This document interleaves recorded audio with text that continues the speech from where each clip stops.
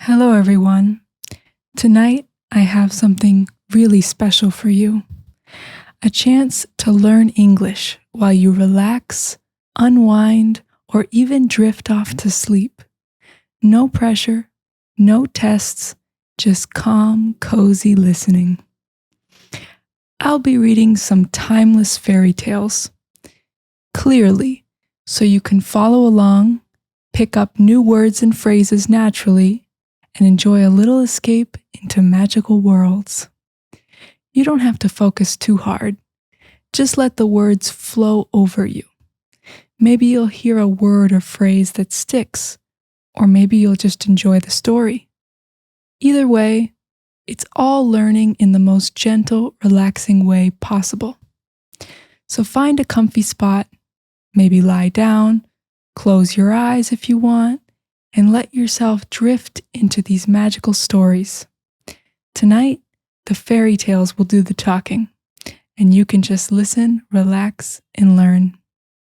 All right, let's get started. The first story is Jack in the Beanstalk. Once upon a time, there was a poor widow who only had one son named Jack, and a cow named Milky White. They lived in a tiny cottage, and every day the widow sold milk to buy their food. But one morning, Milky White gave no milk, and the widow cried, "We have nothing left. You must take her to the market and sell her, Jack." So Jack set off with the cow, leading her by a rope. On the way, he met a strange old man who said, "Good morning, Jack. Where are you off to?" "I'm going to the market to sell our cow," Jack replied. "Well," said the man, "I have something much better than money for you." He opened his hand and showed Jack 5 shining beans. "These are magic beans. Plant them overnight and they'll grow right up to the sky." "Really?" said Jack. "Truly," said the man, "and if they don't, you can have your cow back." Jack thought this sounded wonderful, so he traded Milky White for the beans. When he got home, his mother was furious.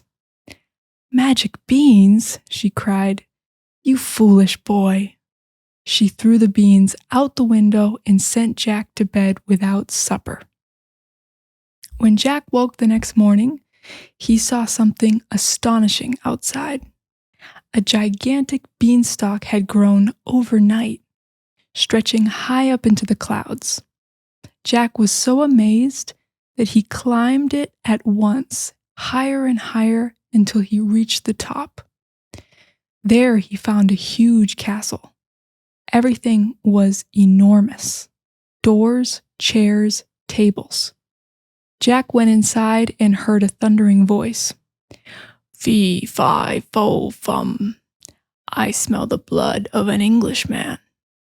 Be he alive or be he dead, I'll grind his bones to make my bread."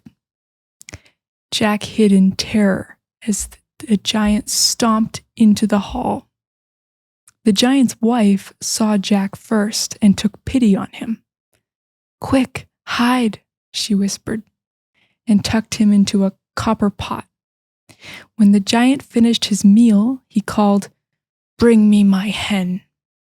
His wife brought a hen that laid a golden egg before Jack's eyes. Soon the giant fell asleep, and Jack crept out, grabbed the hen, and ran down the beanstalk. He and his mother were now rich, but after a while, Jack grew curious and climbed the beanstalk again. The giant's wife hid him once more, and this time Jack saw the giant bring out a golden harp that could sing and play by itself. Jack waited until the giant slept, then took the harp. But as he ran, the harp cried out, "Master, master." The giant woke and chased him down the beanstalk. Jack slid down as fast as he could and shouted, "Mother, bring me the axe." As soon as his feet touched the ground, he chopped the beanstalk with all his strength. The stalk cracked and toppled, and the giant fell, crashing to his death. From that day on, Jack and his mother lived happily ever after with the golden hen and the singing harp. All right, what did you think of that first story? Some of these stories you might have heard before, perhaps in your native language. Please let me know in the comments if you have heard any of these stories before. I am familiar with some of them myself, but some of them are new to me, or I don't remember all of the details clearly. A lot of these stories are of English origin, from England, but a lot of them are also from Germany and other countries as well. Some Scandinavian countries, some other European countries. So let's see how many stories we get to in this video. I'm not sure. We're just gonna take it easy and see as we go. Are you ready for the next story? But first, I would like to go over a couple things that I noticed in the story. I would like to give my own commentary. So maybe you noticed that in the story, a couple times they said, "And the widow cried."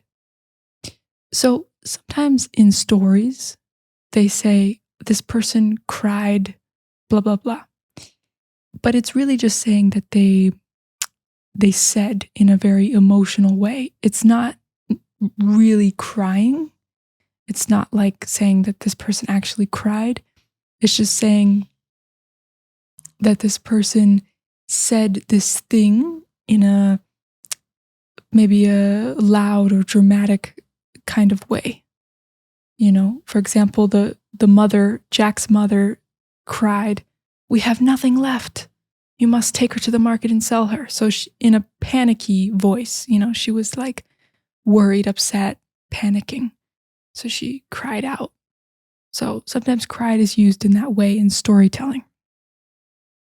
But in real life, we usually don't say that. If we say cried in real life, we usually mean it in a literal sense. All right. Yes. There was another thing I wanted to mention. They said, "She threw the beans out the window and sent Jack to bed without supper." Do you know this word supper? It's very common where I'm from, in New England. There are a lot of people of English and Irish ancestry in New England. And this word supper is very common. It means dinner. Well, nowadays we use it to mean dinner. When my grandmother says the word supper, she is referring to lunch. So for some reason, my grandmother uses it to mean lunch, but it really means dinner. So I'm not sure about that. In the story, it seems like it means dinner. So yes, I'm not sure how different groups of people used this word at which points in time and which places. But just know that if you hear supper nowadays, I believe it generally means dinner. So it's just another way of saying that. It also might be related to French because I don't know French, but someone told me that it's like a French word. So maybe it's because of that. I'm not sure. All right. Are you ready for the next story? The next story is called Goldilocks and the Three Bears. This one is pretty famous. I would be surprised if you didn't know this one. All right. Once upon a time, there was a little girl named Goldilocks who was very curious. One day, while walking in the forest, she came across a quaint little house. She knocked, but no one answered. Thinking the house was empty, she went inside. In the kitchen, she found 3 bowls of porridge. She tasted the first bowl. "Too hot," she exclaimed. She tasted the 3rd bowl. "Ah, just right," and she ate it all. Next, she went into the living room and saw 3 chairs. She sat in the first chair. Too big, she said. She sat in the second chair. Too hard, she complained. She sat in the third chair. Just right, she said, until the chair broke under her. Then she went upstairs and found 3 beds. She lay on the first bed. Too hard, she said. She lay on the second bed. Too soft, she exclaimed. She lay on the third bed. Just right, and she fell fast asleep. Meanwhile, the 3 bears who lived in the house came home. They noticed the porridge had been tasted, the chairs had been sat in, and the beds had been slept in. When they went upstairs, they found Goldilocks asleep in the smallest bed. Goldilocks woke, saw the bears, screamed, and ran out of the house as fast as she could. She never returned to the bears' home again. All right. What did you think about that story of a home invader, basically? Strange story. A lot of these stories, probably all of these stories, are strange. Very strange if you think about it. But they are fairy tales, and that's what they are. Yeah, there's a lot of interesting elements. I'm sure that there's a lot of hidden meanings or secret meanings in these stories that I don't really know about, but I'm sure if I investigated, if I did some research, if I researched these stories, I could learn a lot about the hidden meanings. There was a point in the story where I'm reading the story and it says she lay on the third bed. And this story is being told in the past, so they're using past verbs. So I'm not sure why it says she lay, because she lays would be the present, and in the past we say she laid. She laid on the third bed. So I don't know why it's just she lay. So in real life we would say she laid. She laid on the bed. Maybe because maybe it's the past of lie. Grammatically speaking, the correct phrase in English is to lie on a bed. But the truth is that in modern American English, we don't typically say that. Most native speakers will say, I'm laying on the bed. I laid on the bed. We're usually not saying, I'm lying on the bed. You can, but most of the time we say lay on the bed. And in the past we say laid on the bed. So yeah, we use the phrasal verb also lay down, to lay down. Usually our parents always told us to lay down.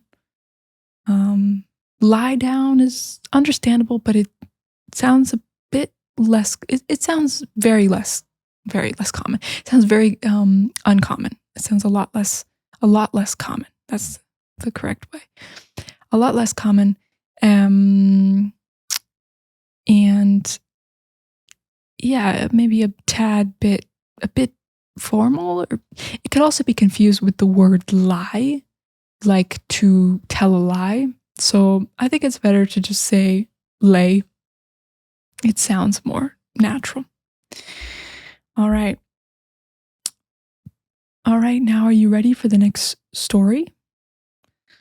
All right, let's go to the next one. Now, the next one is called Hansel and Gretel. This is another famous one. Not all of these fairy tales are going to be famous. Some of them, as we go down the list, are less known, less famous, but these first ones are definitely famous. And they even have like movies about them and stuff. Okay, so this one's Hansel and Gretel. It's kind of a scary story. Like, it scared me, I think, as a child. But yeah, let's listen to it anyways. Hopefully it doesn't scare you from being able to fall asleep. Okay. Once upon a time. Did you notice that all the stories start like that? Once upon a time, there lived a poor woodcutter, his wife, and their 2 children, Hansel and Gretel. One year, there was a terrible famine, and the family had almost no food. The stepmother said, "We must take the children into the forest and leave them there, or we will all starve." Hansel, who had overheard the plan, went outside that night and collected white pebbles. The next day, the parents led the children deep into the forest and left them. But Hansel had dropped the pebbles along the path, and by following their shine in the moonlight, he and Gretel found their way home. The stepmother was furious, and the next day she led them even deeper into the forest. Hansel tried to leave pebbles again, but this time the door was locked, so he used breadcrumbs. Unfortunately, birds ate all the crumbs, and the children became lost.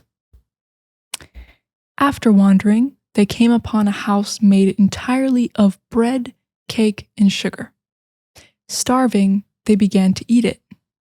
Suddenly, an old woman appeared. She invited them in, but she was a wicked witch who lured children to eat them. She locked Hansel in a cage and forced Gretel to work. Every day, the witch checked Hansel, but he cleverly offered a bone instead of his finger, making her think he was still too thin to eat. Finally, the witch grew impatient and decided to eat Hansel anyway. She asked Gretel to light the oven. Gretel, realizing the trap, pushed the witch into the fire, killing her. Hansel and Gretel explored the witch's house and found treasure. They took it home and returned safely to their father, who was overjoyed to see them. The stepmother had died, and the family lived happily ever after, never starving again. Okay, some of these stories are kind of like so, I don't know, they paint women as these like evil creatures when usually in real life the villain is the man. Just looking at, basic crime data, crime stats. But yeah, historically they tried to paint women as evil. They tried all the time, but they didn't do a very good job. But anyways, yeah, so a lot of these fairy tales have these like evil women characters, like the witch and the stepmother. But yeah, statistically, yeah, it's really not, women are not the ones to be afraid of statistically. Okay, anyways. So remember with these stories, of course, there's a lot of words, a lot of English in these stories that we still use today. And you definitely can learn a lot of English from these stories. And also you can just enjoy, these nice stories and just feel like a child going to bed with your parents reading you bedtime stories. So, don't take it too seriously, but you can of course learn some English from this. But of course it's written in a story type way. So it's written, it's not like very outdated English, but it is not like how people really talk regularly, right? It's a story. And so it's written with kind of this fairy tale story language. So, for example, at one point in the story it said, the children became lost. Now, that's a little strange. Like in real life, we probably wouldn't say that. We would say the children got lost. Got lost. So sometimes in stories they use became or become instead of get. They don't use the word get as much in these stories. But in real life, modern English, we use get all the time. So instead of become, we use get. more often. We do also use become. We still use that. But in this case, the children became lost is a bit strange. A bit like story English. So we say the children got lost. Or even better, the kids got lost. So, yeah, that's just one example. Yes. Sometimes when I'm reading, and you probably do this too when you're reading or when you're driving or whatever, doing easy tasks, you sometimes mentally go on autopilot. So sometimes when I'm reading these stories, I'm not even really thinking about what I'm saying. I'm just I'm just reading them.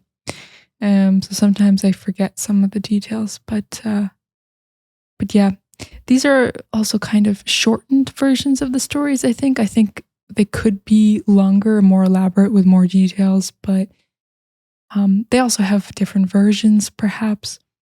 But anyways, this is a good little version of the story. All right. How are we doing? How are you feeling? Have you fallen asleep yet? Are you ready for the next story? I am ready for the next one. It's called The Gingerbread Man. And I know about the gingerbread man, or the gingerbread like little guy character from Shrek. You know how the movie Shrek had a lot of like fairy tale characters in it? Well, I remember the little gingerbread man guy, but I don't know the story. And I'm looking at the story right now, and it's very short. It's like 3 paragraphs, little ones. So I guess it's a very short story, but yeah, I'm excited because I never knew the story. But I know there's a little like nursery rhyme, like a little kind of rhyming phrase in this story that I recognize. So maybe I have heard that, but not the whole story. Okay, so here it is. Once upon a time, an old woman decided to bake a gingerbread man. She mixed the dough, cut out the shape, and put him in the oven to bake. When she opened the oven, the gingerbread man jumped up and ran out the door shouting, "Run, run as fast as you can. You can't catch me. I'm the gingerbread man." The old woman chased him, but he was too fast. He ran past the old man, who tried to catch him, and then past a cow, a horse, and several other animals, all of whom wanted to eat him. Each time he taunted them with his famous rhyme. Finally, the gingerbread man reached a river. He couldn't swim, but a sly fox offered to help him across. The fox said, "Hop on my back, and I'll carry you safely." The gingerbread man agreed, but as they reached the middle of the river, the fox tossed him into the air and gobbled him up in one bite. And that was the end of the gingerbread man. Okay, so that was not a happy ending story. I can see why they don't teach us this story. I'm not surprised that I didn't know the story because it's not a very good one. Oh, that's kind of sad. Okay, so the fox gobbled him up in one bite. It's just a funny way of saying he ate him. He gobbled him up. Yeah. Poor gingerbread man. I like gingerbread. Gingerbread is one of those things that people sometimes make for Christmas. They make the little gingerbread house or a little gingerbread guy, little man shape. Sometimes people just buy a kit to make the house. They don't even like cook it, bake it themselves. I think that's probably the more common thing that people do. But I think actual gingerbread stuff is very delicious. And I think it's one of those things that people never make. And I don't know why. I don't know why. It's just this like Christmas decoration, and it's not something that people make and eat more often because it's pretty good. It's pretty good. I don't know why it's like just this like Christmas thing. But yeah, I think it tastes good. So yeah, do you know what gingerbread is? Have you ever tried it before? Yeah, it's one of those things that's probably not very known like globally. Like it's not a very famous thing, I think, but it's a very particular flavor. But it's good. I like it. All right. Are you ready for the next story? The next one is called The Three Billy Goats Gruff. I think this one is from like Norway or something. I don't know. Some of them are from different countries. Okay. That's hard to say. The Three Billy Goats Gruff. And I don't know what gruff is, okay? Sometimes there's words in fairy tales that I don't even know what they are as a native speaker. Billy goats, I'm guessing those are just a type of goats, a type of goat. So, yeah. All right. Once upon a time, there were 3 billy goats who wanted to cross a river. Sorry, I misspoke. They wanted to cross a bridge to reach a meadow full of green, delicious grass. But under the bridge lived a fearsome troll who loved to eat anyone who tried to cross. The smallest billy goat Gruff went first. Okay, I guess Gruff is just a part of their name. Trip, trap, went his hooves on the bridge. Who's that crossing my bridge? Roared the troll. Okay, so who's that crossing my bridge? It is only I, the little billy goat Gruff, said the smallest goat. I'm too tiny to eat. I'm too tiny to eat. Wait for my bigger brother. The troll grumbled, but let him pass. Next came the medium-sized billy goat Gruff. Trip, trap, went his hooves. Who's that crossing my bridge? It is I, the middle billy goat Gruff, said the goat. I am bigger, but wait for my oldest brother. He is even tastier. The troll, tempted by bigger prey, let him pass as well. Finally, the biggest billy goat Gruff approached. Trip, trap, went his heavy hooves. Who's that crossing my bridge? Bellowed the troll. It is I, the biggest billy goat Gruff. The troll charged at him. But the biggest goat was strong and clever. He butted the troll with his horns and sent him tumbling into the river below, never to be seen again. The three billy goats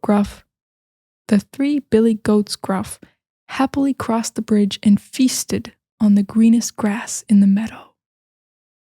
They feasted. We still say this today. We're going to feast.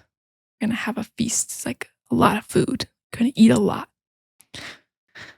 Nice. That's a nice story. I like that one. These clever goats. They got a whole system for how to deal with the troll.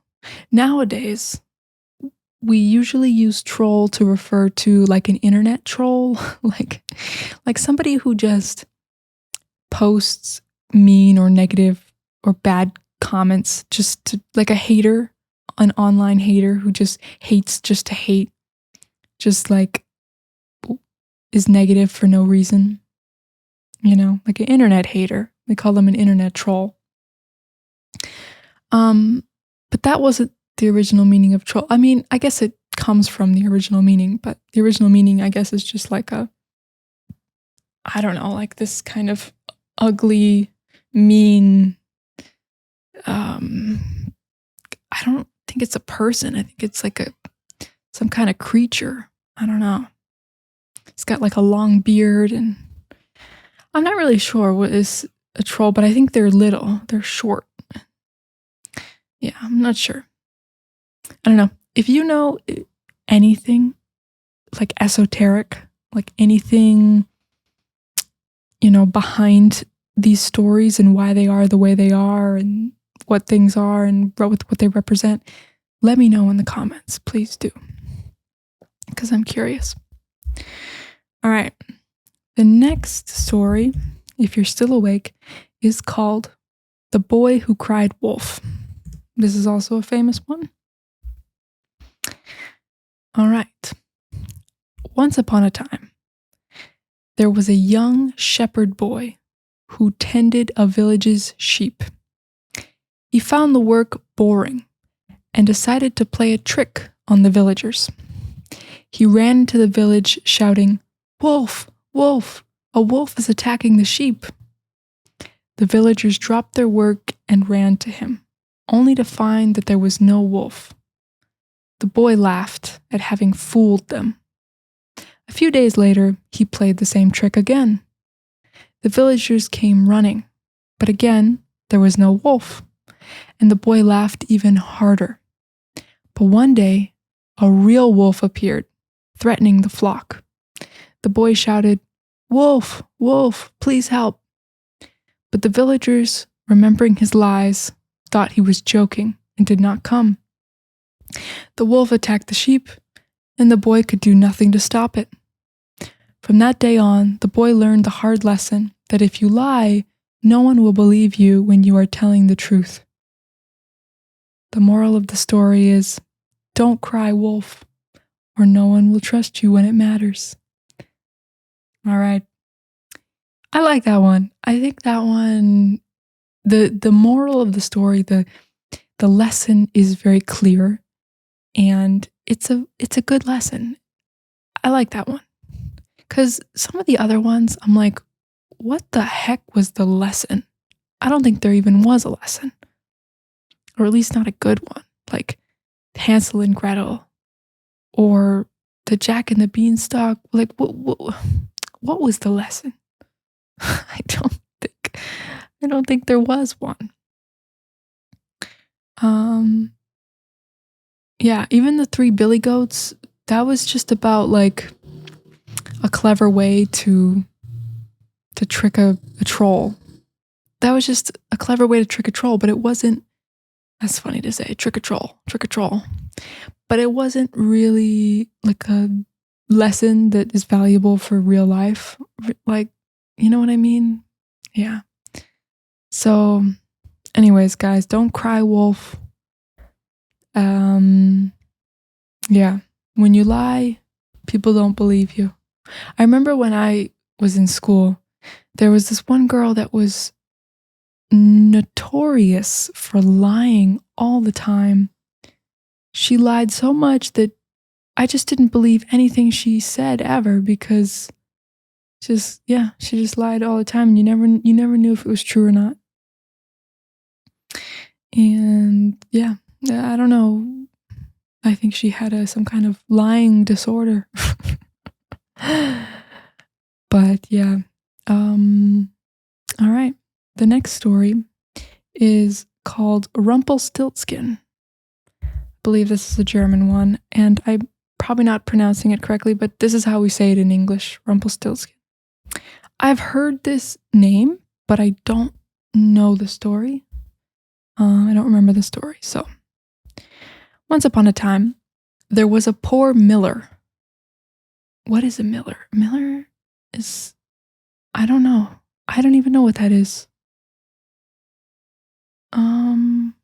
Something related to straw, maybe? I don't know. Okay. Anyways. Somebody who works at a mill? I don't know. Okay. Anyways. There was a poor miller who boasted to the king that his daughter could spin straw into gold. The king, eager for riches, brought the girl to his castle and locked her in a room filled with straw, demanding she spin it all into gold by morning or be executed.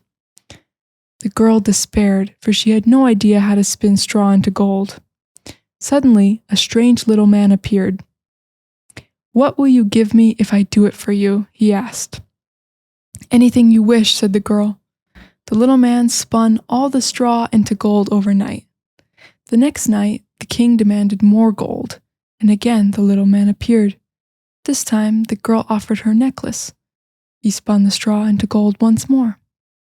On the third night, when the king demanded even more, the girl had nothing left to offer. "What will you give me if I spin the straw into gold?" asked the little man.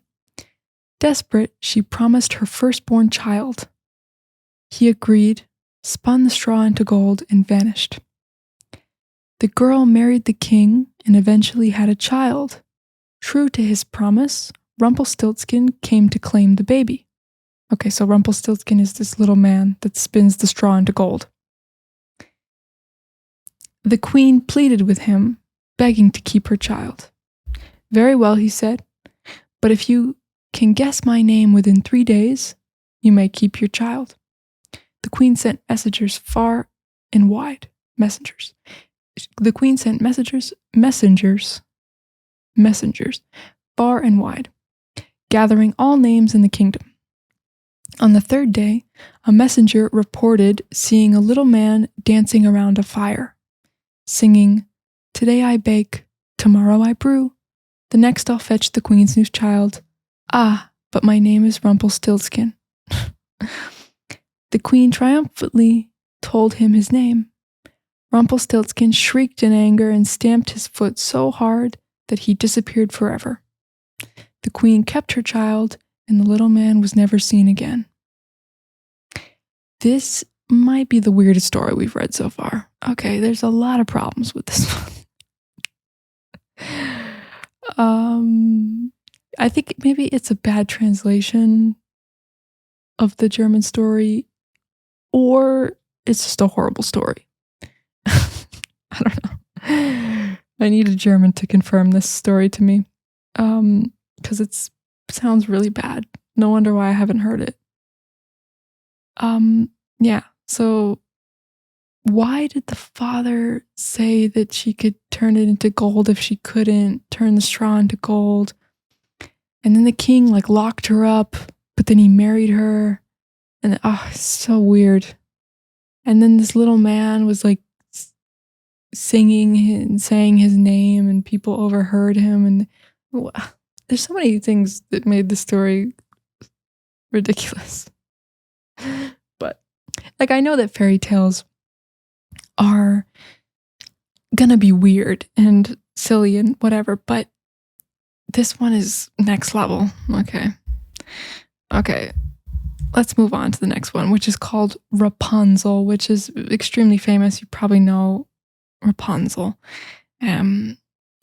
Everybody knows of this character, and they made a movie based on the character, which I never saw, so I think it's called Tangled. I don't know. But I don't know if I actually read the official fairy tale, so I wanted to check it out. All right. Once upon a time, a man and his wife lived next to a beautiful garden owned by a wicked enchantress. Once again, we got this evil female character. In real life, where do you ever see a wicked enchantress? What even is that? Look at the name, enchantress. Like someone who's enchanting, someone who charms you, tempts you. They love to demonize women and for their beautifulness or their power or their knowledge or their witches. Witches were often just women that had knowledge and knew how to use plants and plant medicines and anyways, I don't want to go down that rabbit hole right now. You could do your own research. Okay. A wicked enchantress. The wife longed for a type of salad green called Rapunzel, which she saw growing in the garden. Her husband, desperate to satisfy her cravings, sneaked into the garden to steal some. The enchantress caught him and demanded a terrible price. The child the wife would soon bear. Fearing the witch, the couple reluctantly agreed. When the baby girl was born, the enchantress took her and named her Rapunzel. She locked the girl in a tall tower with no doors and only one window. Rapunzel grew into a beautiful young woman with hair so long that it could be used as a rope. Each day, the enchantress would stand below the tower and call, "Rapunzel, Rapunzel, let down your hair." Rapunzel would lower her hair and the witch would climb up. One day, a prince heard Rapunzel singing and fell in love with her voice. He returned each day and she let down her hair so he could climb up. Eventually, they planned to escape together. When the enchantress discovered the prince, she became furious. She cut off Rapunzel's hair and cast her out into a desert. When the prince climbed the tower, he found the witch instead, who pushed him from the window. He survived, but was blinded by thorns. Jesus. After wandering the desert for years, the prince heard Rapunzel's voice and found her. Her tears of joy fell upon his eyes, and miraculously, his sight was restored. Oh, come on. They returned to his kingdom and lived happily ever after. Oh my God. I had no idea this was the official story of Rapunzel. Yeah, this is not the story that they are teaching to children. Okay, I'm going to tell you right now. Some of the original fairy tales were messed up. The original stories were bad, violent, and scary. And they have changed some of them. They have altered some of them to put into children's books or to make movies. Because, yeah, I did not know that this was the original Rapunzel story. That's crazy. That's crazy. So, the witch sent Rapunzel to the desert. She was like wandering around the desert for years. How did she survive? And then the prince got blinded by thorns. He got thorns in his eyes. But then when he saw Rapunzel, his tears of joy restored his sight. So ridiculous. Oh my goodness. This is the craziest story ever. Oh my God. Okay. Very problematic. Very strange. Okay. Anyways. Like, why? Like, what is the meaning of this story? Number one. Number two, why is this a story? Like who came up with this and why? And why was this told? Like, I don't understand why they do. I have so many questions, clearly. Okay, the next story is called The Ugly Duckling. We're on story number 9. Are you awake? Are you alive? Hello? Are you out there? Okay. Next one. Sorry if I woke you up. I doubt that I did. Okay. Next one is The Ugly Duckling. As usual, it starts out. Once upon a time, a mother duck sat on her eggs, waiting for them to hatch. One by one, the eggs cracked open, and out came fluffy little ducklings. But one egg was much larger than the rest, and when it hatched, out came a big, awkward gray duckling. The other ducklings laughed at him, and even the mother duck seemed disappointed. Everywhere he went, he was teased and shunned for being different. The poor duckling felt lonely and sad. As the seasons passed, he fled the farm and wandered through forests and lakes and meadows. He endured cold winters and further mockery from other animals. Despite the hardships, he grew taller and stronger. Finally, one spring, he came across a group of elegant swans. They looked at him, and to his amazement, he saw his reflection in the water. He had grown into a beautiful swan, graceful and strong. The other swans welcomed him, and he finally found friends who accepted him for who he was.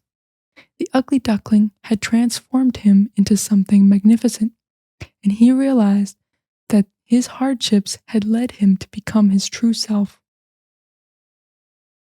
Okay, so it's telling me that the moral of the story is don't judge by appearances, patience and perseverance reveal true beauty. Okay, that's kind of one moral of the story, I guess. It's a more superficial one, but in my opinion, I think the moral of the story is that sometimes you're just in the wrong group of people. You know, sometimes you're just hanging around the wrong people, or you're just born into the wrong family, or you're just, sometimes you're just in the wrong place. And your true people, your true friends, your true family, your soul family, your true whoever, people who will accept you, people who you will connect with, your true place where you will be happy in life is somewhere else, and you just have to find it. That's how I interpret this story. I think, like he was clearly born a swan, but people couldn't see that. I mean, the other animals couldn't see that. And so they looked down on him like, oh, he's so ugly. But among the swans, he's just normal. So yeah, you might have something that people tease you about, but if you were among people who also had that thing, would you be teased? No, it would just be normal. Like you would be considered normal, right? So you got to remember that. Like maybe the only reason that you think certain things about you are abnormal is because you're not surrounded by other people who also have those things. And that might be all that it is. So that's my moral of the story. Okay, so we're gonna do the next story, number 10. Yes, this is story number 10. Can you believe it? It's called The Pied Piper of Hamelin. I think that's how you say it. I don't know. So I'm gonna do this story, and then I think I'm gonna take a break before I do the next 10 stories. But you won't notice because I'll probably put the audios together so it all is connected and you won't even notice that I'm taking a break. Okay. Next one. Once upon a time, the town of Hamelin was plagued by a terrible infestation of rats. The townspeople were desperate and did not know how to get rid of them. One day, a mysterious man in a colorful coat appeared. He carried a pipe and promised to rid the town of rats for a fee. He promised to rid the town of rats for a fee.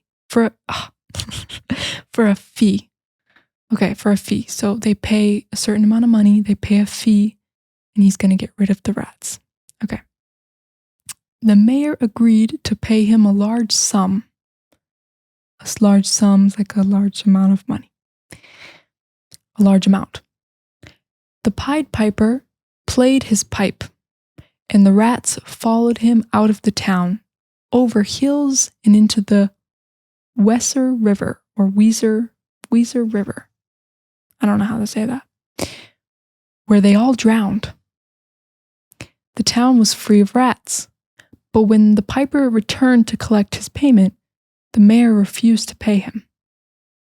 Angry and vengeful, the Pied Piper played his pipe again, this time charming the children of Hamelin. One by one, the children followed him out of the town. Some accounts say he led them to a mountain. Others say they vanished forever. Only a few children, those who were lame or blind, meaning those who were handicapped or blind, remained behind. Lame, the original meaning of lame was like crippled, but nowadays it just means like uncool. Yeah, we don't really use it like to say crippled or handicapped. The townspeople were heartbroken, and the town never forgot the lesson. So it's telling me that the moral of the story is to keep your promises or the consequence may be dire. Okay, yes. The king did not keep his, oh no, not the king, the mayor.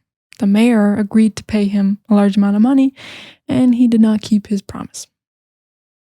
So the Pied Piper killed the children. Like, Jesus. That's a pretty big consequence for not getting your money. But okay. Yeah, these stories were very dramatic and violent. Yeah, no wonder why I never heard this story, you know? It's like literally killed children. Like, my question is this. Did they used to teach these stories to children? Like, did they tell these stories to children before bed? I want to know, because this is crazy, you know? Like, in modern times, they would not tell these stories to children. They would alter them, they would change them, or only tell the non-violent ones. But maybe in the past, they just told these stories like this, which is crazy. God, in the past, people were so violent. I mean, there's still a violence problem in the world, but people were really violent in the past. And it's clear in the stories. I wonder how old these stories are. I feel like they're probably pretty old. Hundreds of years old. I don't know. All right, well, I'm going to take a break. But you probably won't notice. And I'll be back with story number 11. Hello. All right, I'm back. It's a new day. You don't know that because I'm putting the audios together, but for me it is. All right, so where were we? We left off at the start of story number 11, which is called The Fisherman and His Wife. Now, personally, I've never heard this fairy tale before. It doesn't even ring a bell. I've never heard of it. So let's see what it's about, shall we? All right. Once upon a time, there was a poor fisherman who lived with his wife in a tiny, shabby hut by the sea. One day, he caught a magical fish that spoke to him. "Please let me go, and I will grant you any wish," said the fish. The fisherman, being honest and kind, released it without asking for anything. When he told his wife, she scolded him. "Why didn't you ask for a house or riches? We are poor." Reluctantly, the fisherman returned to the sea and called for the fish. His wife wished for a small cottage. The fish granted it. But soon she became dissatisfied and demanded more. Then, to be queen, then empress. Oh, sorry, I said that wrong. She demanded more. A castle, then to be queen, then empress. Each time the fisherman went back to the fish with her new wish, and it was granted. The fish with the wishes, huh? Finally, she wanted to be God, ruling over the sun, moon, and stars. When the fisherman told the fish, it said nothing. He returned home, and all their wealth and power had vanished. They were back in their tiny hut, no richer than before. Okay, so it's telling me that the moral of the story is that greed leads to ruin. Be content with what you have. Okay, I mean, I feel like we could have done a better job at teaching that lesson with a more realistic story, but what are you going to do? It's a fairy tale. Fairy tales are supposed to be nonsense. They're supposed to have magical creatures and animals and things that would never happen in real life. I guess that's what makes it interesting. I guess if they just told a normal, realistic story about greed leading to ruin, it wouldn't be interesting. Even though we see that all the time in real life. Yeah, I mean, I feel like they could teach the lesson of greed being like a bad thing in many other ways, you know? Like I feel like if I had to write a story that taught that how greed is like a bad thing, I could do a better job. But it is what it is. It's a fairy tale. All right. What did you think about it? The fish with the wishes, huh? All right. The next story is called The Emperor's New Clothes. Now, this was made into a children's movie, and I watched it when I was a kid, and I loved it. I loved this movie. But I have a feeling that they probably changed the story a lot. So let's see. I'm curious. I'm really curious because I didn't know it's like a real story, and I've never heard it. So let's see. Let's check it out. Looks pretty short, so, and the movie was very long, so. Okay. Once upon a time, there was an emperor who loved clothes more than anything else. Oh, actually, you know what? The children's movie, I don't even think it was The Emperor's New Clothes. I think it was like The Emperor's New Groove or something. It was a different. I think they might have like made a whole completely different story, but just kind of took inspiration for the title. It was probably something like that. Okay, anyways, back to the story. Once upon a time, there was an emperor who loved clothes more than anything else. Remember, that's pronounced clothes. Clothes. Don't pronounce the TH. You don't got to do that. Just say clothes. Clothes. Yeah, don't worry about the TH. Native speakers often don't even say it. Okay, so we have an emperor who loves clothes more than anything else. He spent all his money on fine fabrics and garments, caring nothing for his kingdom. One day, two swindlers arrived, claiming they could make the most magnificent clothes imaginable. Swindler. Oh, that's kind of an old word.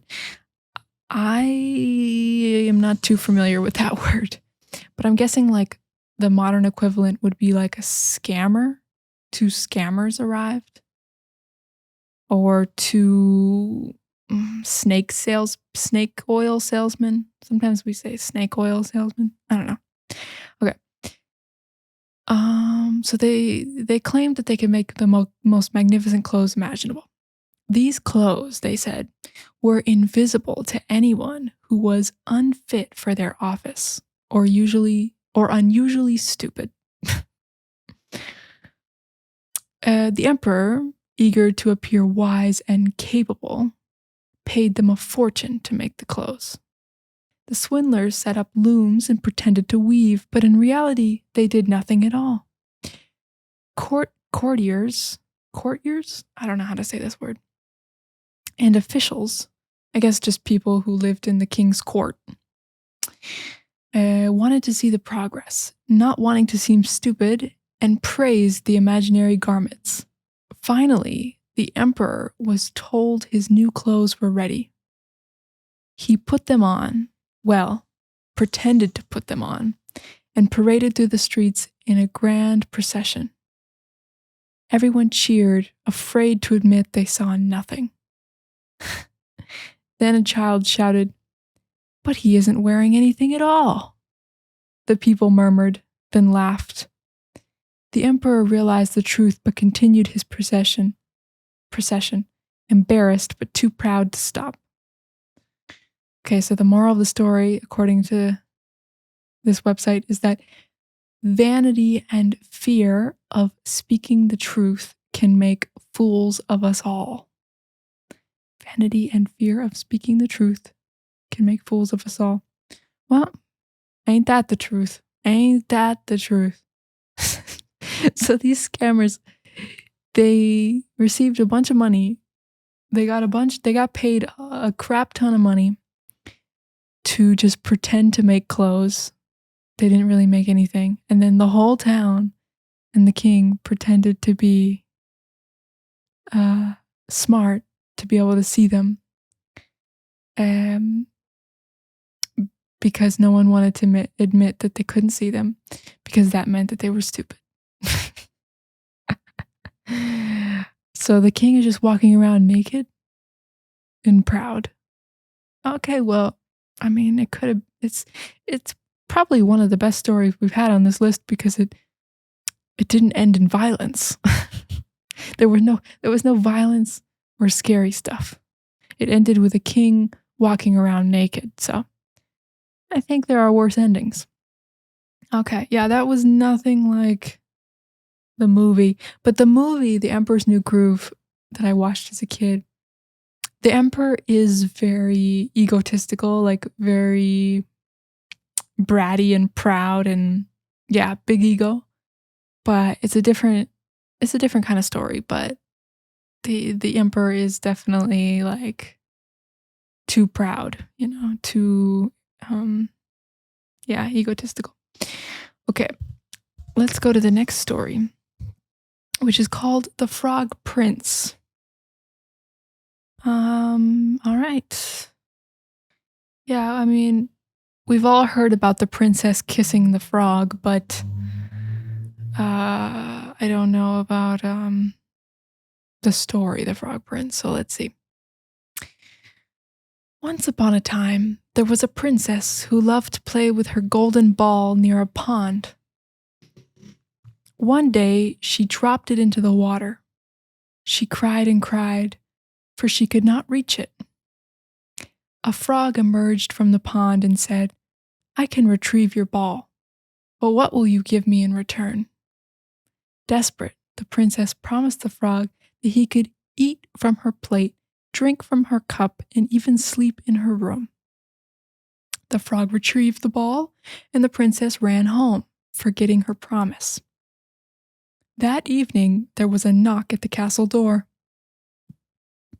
The frog had come to claim what was promised. The princess, disgusted, reluctantly let him in. The frog ate from her plate and drank from her cup, and finally, the princess allowed him to sleep in her room. In some versions, the frog asked the princess to kiss him. In others, she threw him against the wall in frustration. Okay, so those are some alternate endings to the story. In either case, the frog transformed into a handsome prince. He explained that an evil spell had been placed upon him, and only the fulfillment of the promise or a kiss could break it. The prince and princess were married soon after and lived happily ever after. The moral of the story is keep your promises and look beyond appearances. Okay. It's giving Beauty and the Beast, like I was a prince and then I was turned into another animal. And the only way is to fall in love with me. And then the only way is to kiss me and then I'll turn back into a prince. I don't know. It's weird. These stories are so weird.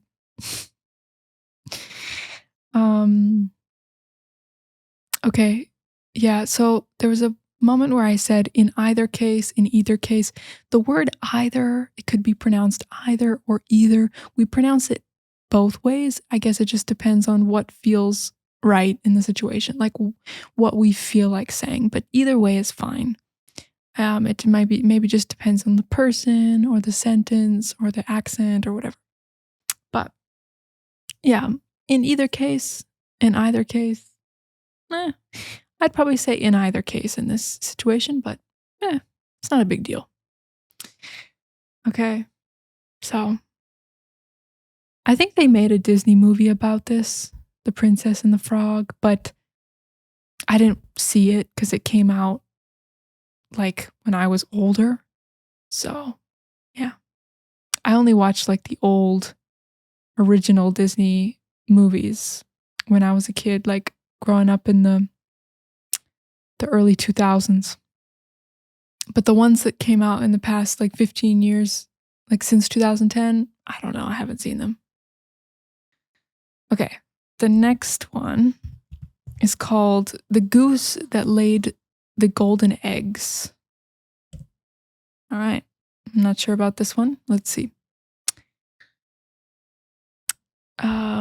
Okay. Once upon a time, there was a poor farmer who owned a goose. One day, he discovered that the goose laid a golden egg. Excited, he showed it to his wife, and they sold it for a small fortune. Every day, the goose laid another golden egg. The farmer and his wife grew rich and lived comfortably. But soon, greed overtook them. Not the greed again. If the goose lays one gold egg a day, said the farmer, there must be a pile of gold inside her. Let's open her and take it all at once. They killed the goose, expecting to find a treasure trove, but inside there was nothing, just a normal goose. They had destroyed the source of their wealth and were left with nothing. The moral of the story is that greed can destroy even the most valuable things. Patience and gratitude are worth more than haste. Okay, so another story teaching us that greed is bad. Greed is destructive. Greed is highly problematic. Interesting. Interesting that we're seeing these similar themes here of greed being bad, It's interesting. Here we are in 2025, and with these multi-billionaires. Interesting. Greed is a popular topic. Okay. What do we think about this story? Yeah.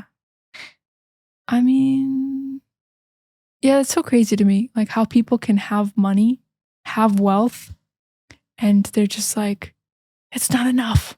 I need more. To be already rich and to live comfortably and to be obsessed with more, I never understand it. I'll never understand it.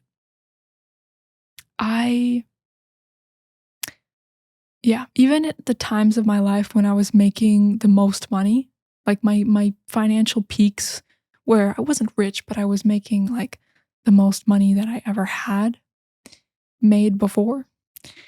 I was just like, okay, great. I'm making all this money. I'm just going to chill. I'm just going to do less work. I'm just going to chill. It wasn't like, oh, I gotta get more. Gotta get more. It's just like, yeah. I'm not a money hungry person though. I don't want to trade my time and energy for more money. I like living with just enough money to live and have more of my time and energy and whatnot. But yeah. Anyways, so you don't gotta teach me this lesson about greed.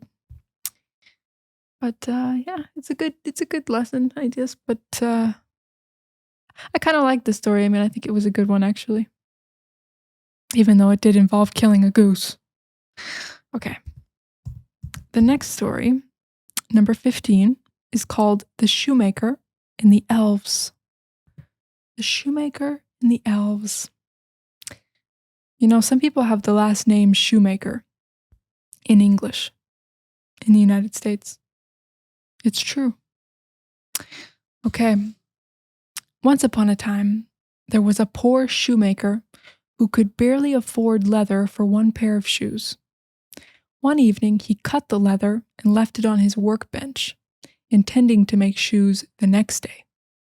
When he returned the next morning, he found a perfectly made pair of shoes waiting for him. Amazed, he cut leather for another pair that evening.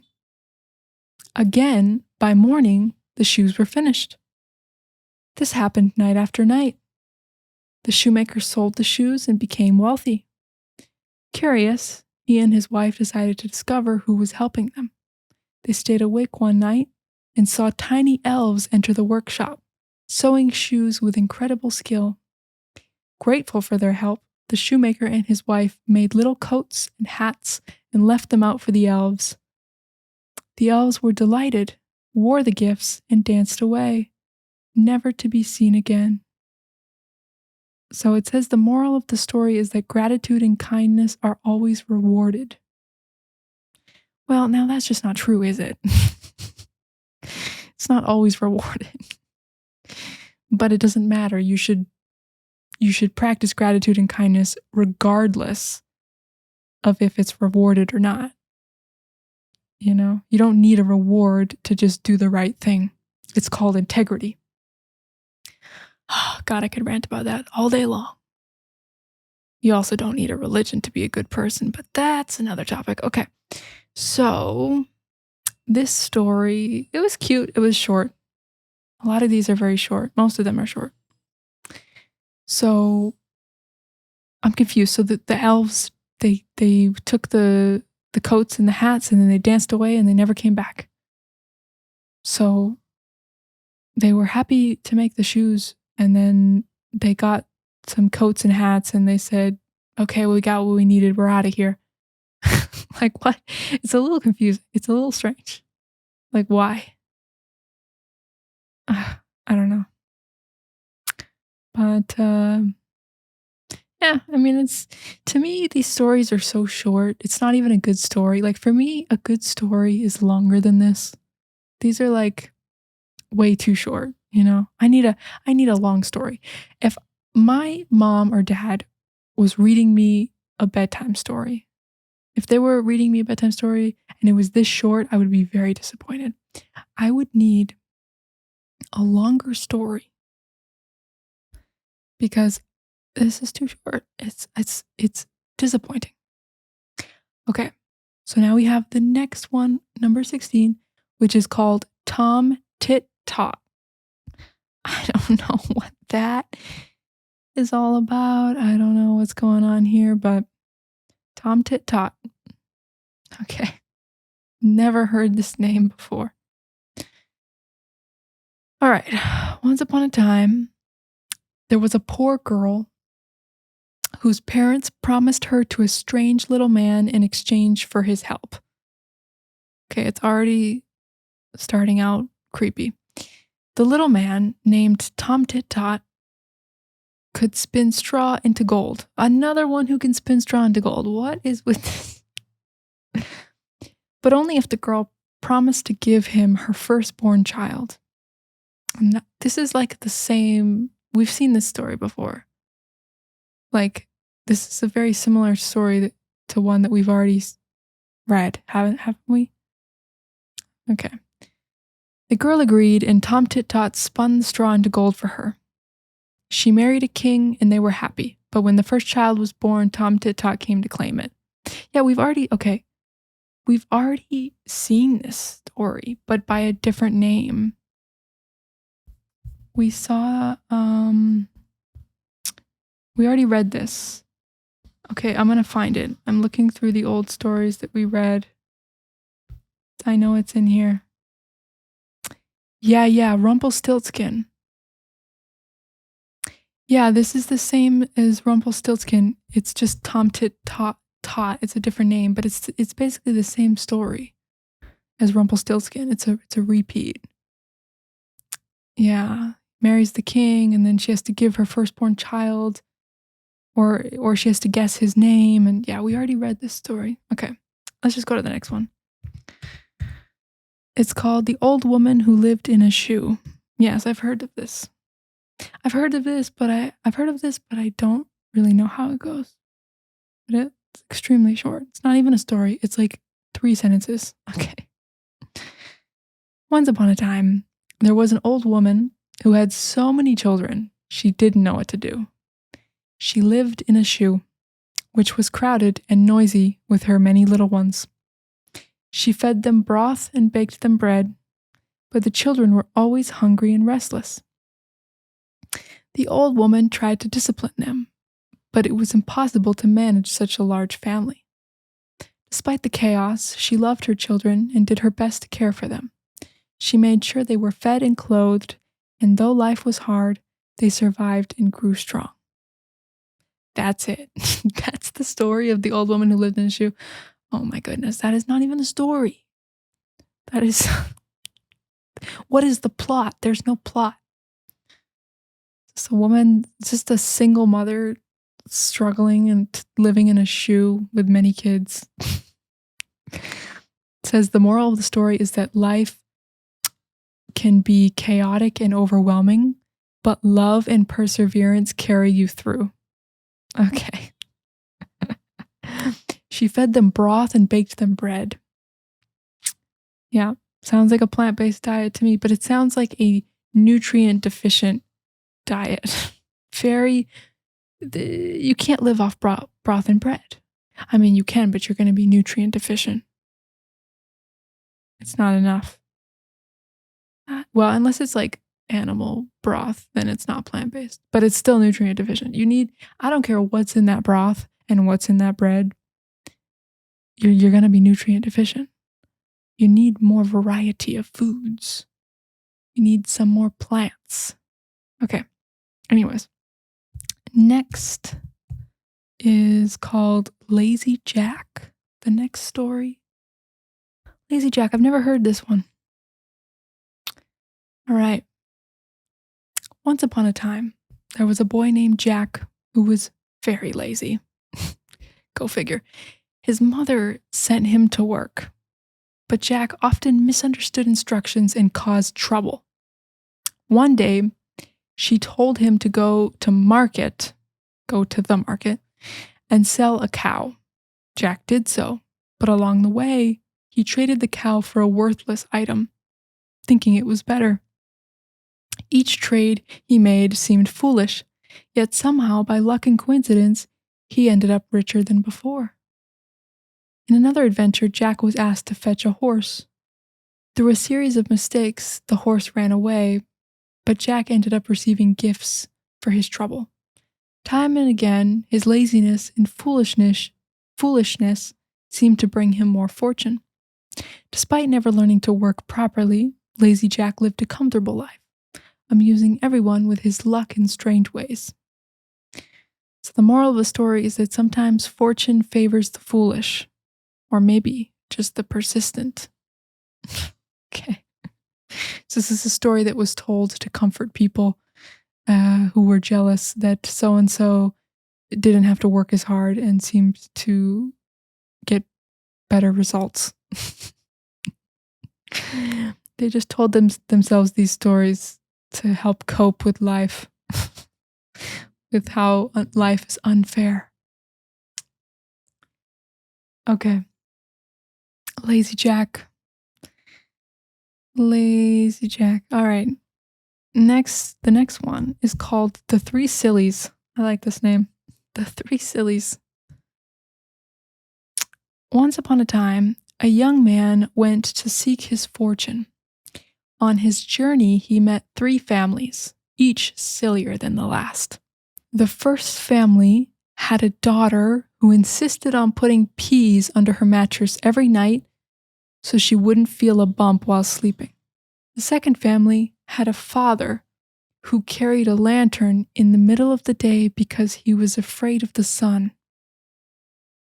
The third family's mother would throw a shoe into the fire whenever she felt nervous. Okay. The young man laughed at their foolishness, realizing that even his own family seemed wise in comparison. In the end, he found a suitable bride among people who were neither too silly nor too serious and lived happily. So the moral of the story is that there's always someone sillier than you, and common sense is valuable. Well, no crap. Of course, there's always someone sillier than you. There's always someone more anything than you. Of course, common sense is valuable. Oh my gosh. Oh my goodness. But it's kind of funny. The examples. Putting peas under the mattress. Carrying a lantern in the middle of the day because he's afraid of the sun. What? So just complete nonsense. Okay. The next story is number 20. Next story. I don't know if I'm going to do more after this. Maybe. We'll see. But I think I'm going to do this one and then stop for today. But, if I add more, then I'll let you know. If this video is a lot longer, then I continued. If not, well, we're coming to the end. Okay. All right. The story number 20 is The Selfish Giant. The Selfish Giant. Once upon a time, there was a giant who owned a beautiful garden. He loved it dearly and did not want anyone else to play there. One day, he built a high wall around the garden and forbade children from entering. Without the children, the garden fell into eternal winter. Trees did not blossom and flowers did not grow. The giant was lonely and sad, but he did not understand why. One day, the children found a way into the garden. The giant's heart melted when he saw them playing among the flowers. He welcomed them, and suddenly spring returned. Years later, the giant grew old. He saw a little boy who could not reach a branch. He lifted the boy into a tree, and the boy smiled at him. The giant realized that sharing his garden and showing kindness brought true happiness. When the giant died, the children in the garden remembered him fondly, for he had learned that love and generosity make life beautiful. Beautiful. Okay, the moral of the story is that selfishness leads to emptiness, while kindness brings joy in life. Nice. That's cute. Very cute. Very cute. Okay. All right. How are we feeling with these fairy tale stories, huh? How do you feel? Are you enjoying them? Are you bored of them? Should we switch it up? What should we do? I don't know. At this point, if you're still alive, if you're still awake, let me know in the comments if you're finding this very boring or if you want to continue with the bedtime stories. All right? I don't know what to do at this point. I'm just kidding. Well, it's true. But I'll figure it out. All right. Well, anyways, thank you for being here. Thank you for listening. Remember, the longer you watch my videos or listen to my videos, the more that I benefit. And then I'm more likely to make these types of videos again. So if you like them, please listen until the end. Even if it takes you multiple days to finish the whole thing, it still counts. It doesn't matter. You don't have to listen to something all at once. YouTube still counts it if you listen to it all in multiple sessions. So, yeah. All right. I appreciate your support. I love you guys. And gonna take a short break and then we'll maybe be back with some more stuff or a conclusion, depending on how I'm feeling. All right. Toodaloo. All right, everyone. We're back with the third part of the fairy tales, the bedtime stories. Number 21 is called The Brave Little Tailor. Tailor spelled Tailor, which means what? What is a tailor? Well, it's the word we used for someone who makes clothes or tailors clothes to your body. It can also be a verb. Basically fixes clothes, sews clothes, basically knows how to sew and fix clothes to fit your body better, or just knows how to make clothes. Anything related to that could be a tailor, I guess. I think so. We don't really use this term much anymore because it's just not like a common part of society anymore, like it used to be. Yeah, nowadays, it's not so much. It's not such a common service. A lot of people just like buy new stuff, or they just do it themselves at home if they know how to sew. There are tailors, like they still exist, but it's kind of expensive, and it's something that in the United States it's not very common. But it is very common still in certain countries, but in the US, not so much. But I think in a lot of the world, it's still common. I know in Latin America, like at least in a lot of Hispanic countries I've been in, it's still quite common. All right, so the story is The Brave Little Tailor. So, like all the stories, it starts with once upon a time. Once upon a time, there was a tailor who was very small, but very clever.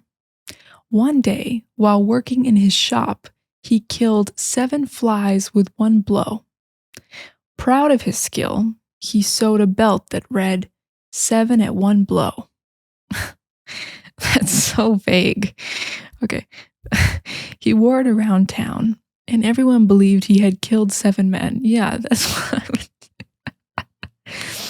Word of his strength reached a king who promised the hand of his daughter to anyone who could rid the kingdom of a troublesome giant. The little tailor set off. Using clever tricks, he outsmarted the giant, dropping stones from trees, tricking him into falling off cliffs, and faking great strength. The king, amazed by the tailor's bravery, gave him the princess in marriage. Yes, back when women were objects. You could just gift them to people. All right. The tailor proved that brains and cleverness can be stronger than brawn. I don't know what brawn is, but I'm guessing it means brute force, because it says the moral of the story is that wit and intelligence often beat brute force. Yes. That is true. That is true. Sometimes you can outsmart something, or sometimes, a lot of times. I mean, honestly, like, I feel like most things in life in modern society is more about your mental capacity than your physical capacity. I mean, look at never mind. I mean, a lot of the most successful people are successful mentally, not physically. With the exception of athletes, of course. But with athletes, a lot of times it's not strength, it's like just skill, athletic skill in a particular sport, which involves many things. Anyways, okay. So that story went in a direction that I wasn't expecting. But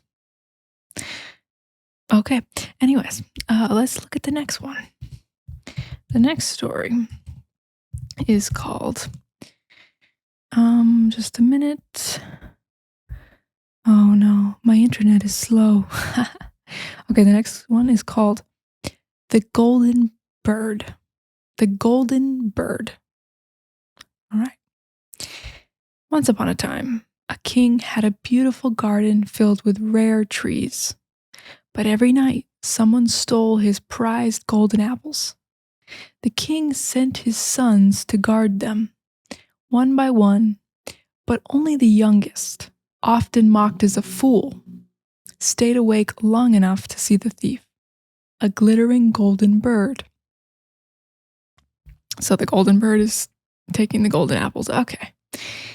He shot an arrow, catching one of the bird's golden feathers. When he showed it to his father, the king said, "One feather is worth more than my whole kingdom. I must have the bird itself." So the youngest prince set out to find it. Along the way, he met a talking fox who warned him not to stay at fancy inns. Okay, so just so we're clear, the prince is setting out to find, like he's going to find the bird. He's on the journey of finding the bird. And along the way, he met a talking fox who warned him not to stay at fancy inns. Inns are like INN, it's like a hotel, but like more like a small, like little family owned place, like a bed and breakfast, like a little inn. It's like what we used to call hotels back in the day when they were more like family run and not these big corporations. You stay at the inn, but nowadays we don't really use it. So the fox warned him not to stay at fancy inns and not to take the golden cage when he found the bird. Of course, he ignored that advice every single time and got himself captured repeatedly. Just a second. Each time, the fox rescued him, usually with some serious side eye. Is that really the original story? That's funny. We like to say that nowadays, but it's kind of a modern thing, I think. Side eye. Maybe not. I don't know. Eventually, the prince captured the bird, a golden horse, and a princess, because why not? This doesn't even sound like the original story. This sounds like somebody jokingly telling the story, but maybe it is. That's okay. When his older brothers tried to betray him, the fox helped again, exposing their treachery. In the end, the prince... Oh, wait a minute. Okay, so the brothers tried to betray the youngest prince, who did not take the advice of the fox, and the fox had to keep saving him. Okay. You guys are probably understanding this, and I am just like, I need to repeat it because I'm like, what is going on? Okay. I'm distracted. In the end, the prince returned home with the golden bird, became king, and the fox asked for one favor: to be put to rest. The prince refused, and the fox turned into a man. He had been under a spell all along. What? Okay, I'm assuming that put to rest means like killed, but I don't understand why the fox would ask him to be killed. Maybe it doesn't mean that. Maybe it means something else. I don't know. See, even fairy tales are a mystery for native speakers sometimes. Because they make no sense. The prince refused and the fox turned into a man. The fox was a man the whole time. Okay. So the prince did find the golden bird. Okay. I feel like this story had a lot of details in it, but it left out a lot of details. You know what I mean? It was lacking information. That's why it was hard to follow. Okay, so the moral of the story supposedly is listen to good advice, even if it comes from a talking animal. Noted. All right, if I ever come across a talking fox, I will listen to their advice. Okay. Sure. Okay, the next story is called The Three Feathers. Once upon a time, there was a king who had 3 sons. When he grew old, he didn't know which should inherit the kingdom. So he said, "Go forth and bring me the finest gift in the world. I will blow 3 feathers into the air. Follow where they fall, and your gift will decide who becomes king." The eldest feather flew east, the second west, and the youngest, who was a bit simple-minded, had his feather fall straight down. The older brothers laughed and set off on grand adventures, but the youngest, with his feather at his feet, found a trap door beneath it. He climbed down and met a toad who asked what he sought, what he was looking for. "The finest carpet," he said. The toad called her little helpers Do you know what a toad is? It's like a frog. It's like a big frog. I don't really know the technical biological difference, but yeah, it's like one of those big frogs. Okay, the toad called her little helpers, and soon a beautiful magical carpet appeared. When the brothers returned, their carpets were ordinary, one even stolen from a merchant's stall. The king was impressed with the youngest's carpet, but still wasn't sure. So he sent them again to find a ring, then the most beautiful woman. Each time the toad helped the young prince and gave him gifts finer than his brothers ever could find, or could ever find. Finally, the toad herself turned into a stunning princess, the spell broken. The king had no choice but to make the youngest prince his heir, and the toad turned princess became his queen. So the moral of the story is never underestimate the quiet one or a helpful toad. Okay.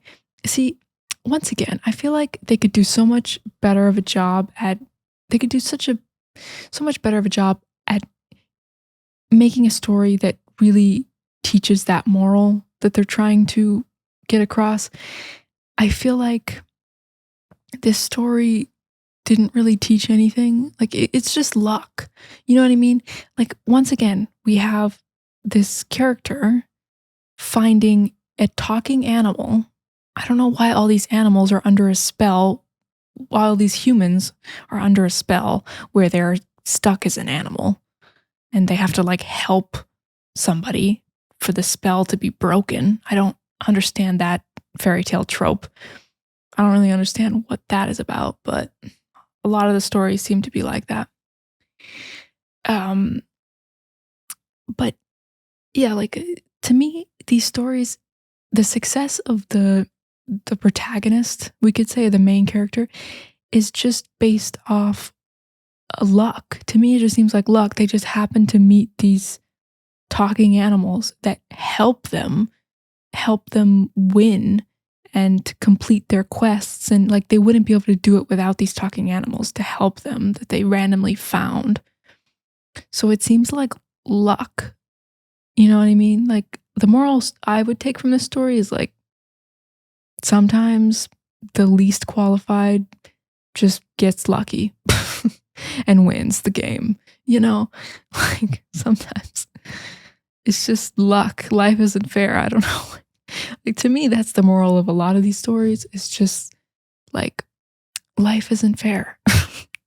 Life is random. Sometimes you meet a talking toad or a fox and they grant your wish. I don't know. Okay. Let's look at the next story. I hope it's not about another animal, talking animal. I got nothing wrong with, I have no problem. I see nothing wrong with talking animals in stories. But it's just this weird like thing where they're under a spell. They're actually a human, but they're under a spell. I'm like, and then they're helping somebody. I'm like, what is that about? What is that about? Okay.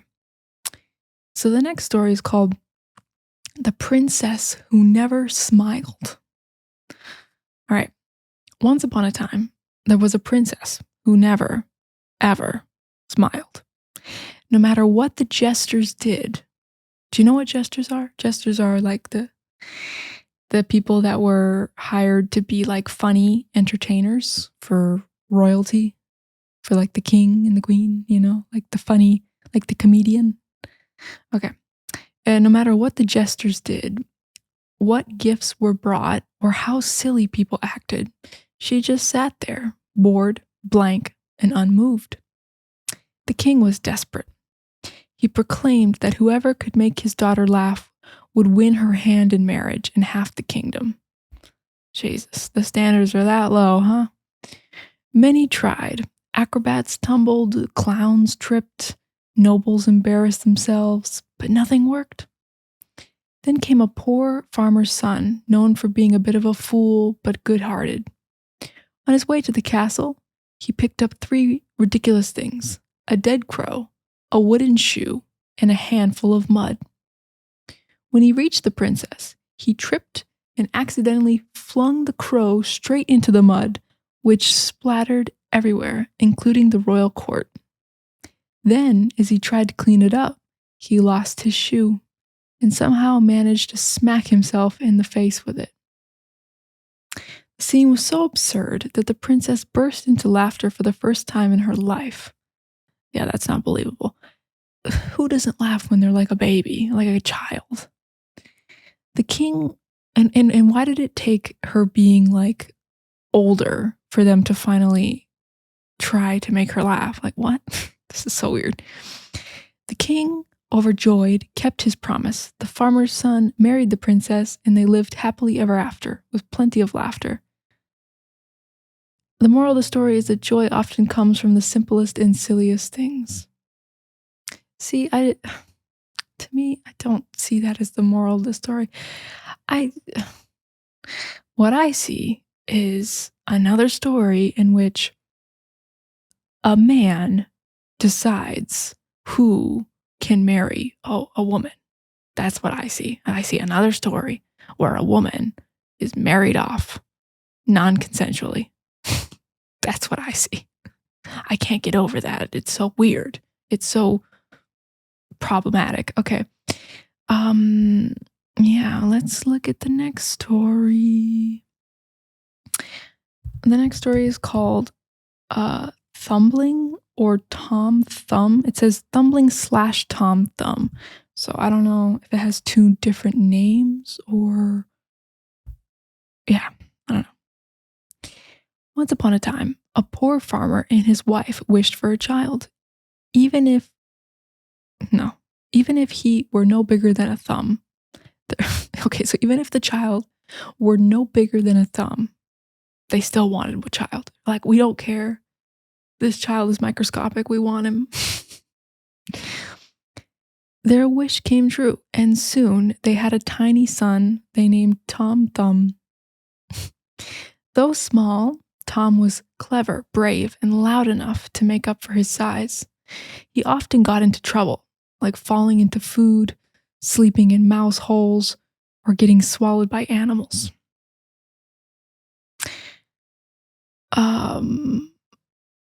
He got into trouble, like sleeping in mouse holes? Why is that getting into trouble?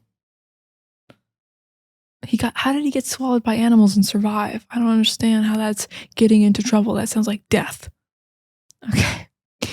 One day, Tom convinced his father to take him to town.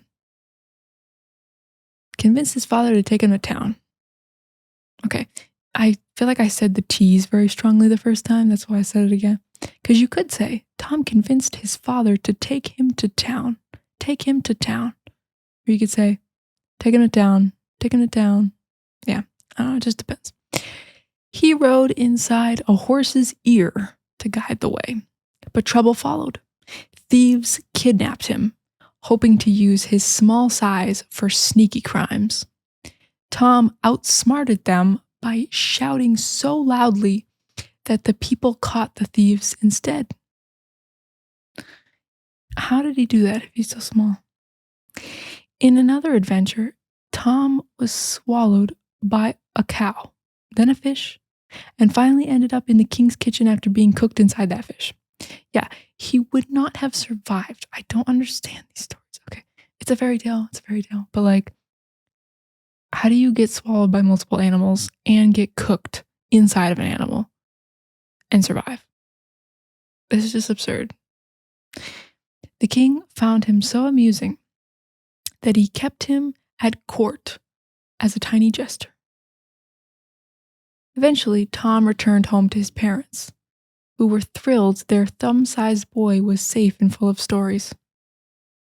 The moral is that great courage can come in the smallest packages. Okay. Notice how, like, a lot of these stories have to do with, like, royalty, like kings and queens, and, you know, I'm like, who made up these stories? Like, why is it all about them? Okay, anyway.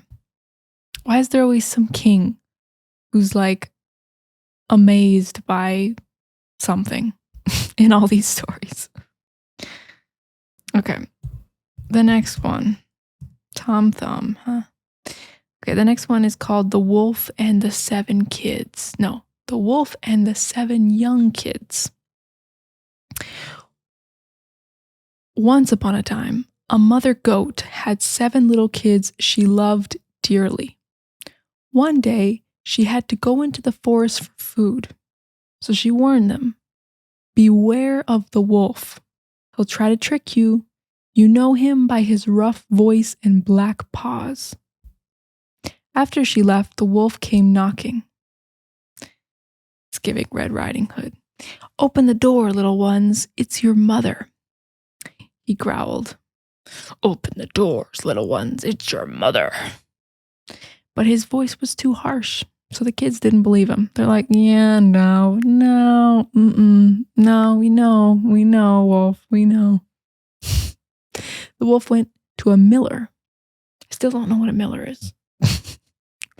The wolf went to a miller and covered his paws with flour, then ate honey to soften his voice. When he came back and knocked again, he fooled the kids, except one, who hid inside the clock case. The wolf gobbled up the 6 little goats. Oh, I forgot they're goats. Then fell asleep under a tree. When Mother Goat returned, she found the one survivor, and together they searched for the wolf. They found him snoring with a very full belly. Quietly, the Mother Goat cut open his stomach and pulled out her 6 children alive. Then they filled his belly with stones and sewed him back up. Okay, so he's just sleeping, and she cuts open his stomach. The children are alive, then fills the belly with stones and sews him back up, and he's still sleeping. Okay, is it just me, or are the fairy tales getting more and more absurd as we go on? When the wolf woke, he stumbled to a well for water, but the stones dragged him down to his doom. The moral of the story is that evil may be clever, but love and quick thinking will always win. Yeah, they try to make this the moral of a lot of stories, like love defeats evil. But the reality is, in real life, if they kill you, they kill you. It doesn't matter how much love there is. If someone wants to kill you, they're going to kill you. And it doesn't matter how much your mother loves you. She's probably not going to be able to save you from getting killed if somebody's trying to kill you. Okay. Yeah. I don't know. Maybe I'm just not being very imaginative. I need to remember these stories are for children. I don't know. But like, I'm all into imaginative fairy tale lands and make believe. Like, I grew up enjoying Harry Potter and even Lord of the Rings and stuff like that. I like fantasy, but I don't know. I just wish they would try to make it a little bit more realistic, like a little bit like less ridiculous, Okay. Anyways, the next one is called The Peasant and the Devil. What's a peasant? It's like a poor person. Like a poor person, like the lowest kind of rank of society. Well, I guess the lowest would be like a criminal or something, I don't know. But a peasant is just like a poor farmer, basically, or like, yeah.